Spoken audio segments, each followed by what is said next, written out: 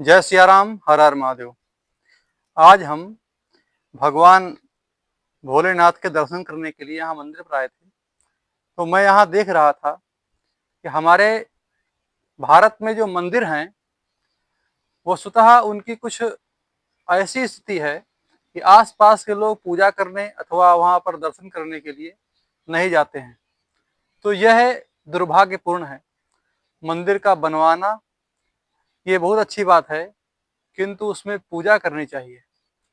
बनवाना सरल है, किंतु उसकी पूजा करना, मंदिर का ध्यान रखना, ये एक नितांत आवश्यक कार्य होता है।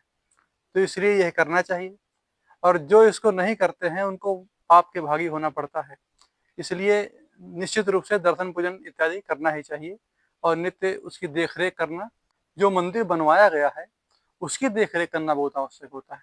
इसलिए निश्चित रूप से आस-पड़ोस के लोगों को आकर वहाँ पर दर्शन करना चाहिए और उसकी देख-रेख करना चाहिए, जिससे वहाँ पर स्वच्छता बनी रहती है, भगवान की पूजा-अर्चना होती रहती है और हमारे लिए भी ये ज़रूरी होता है कि भगवान का हम नित्य दर्शन करते हैं, क्योंकि मनुष्य तो प्रायः पापी होता है, तो दिव्य दर्शन तो करने ही चाहिए। भगवान के अलावा यहाँ पर पुण्यात्मा कौन है?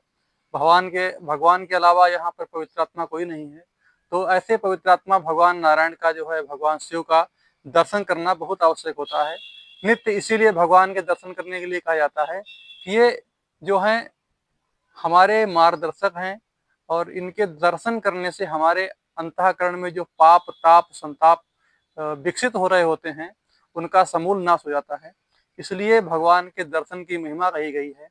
जैसा कि हमने पूर्व में कहा कि मंदिर बनवाना सरल है, किंतु उसकी पूजा करना, उसकी देख-रेख करना ये कठिन है। इसलिए जो मंदिर वर्तमान में हैं, छोटे-छोटे स्थानों पर हैं, उनकी देख-रेख की जाए।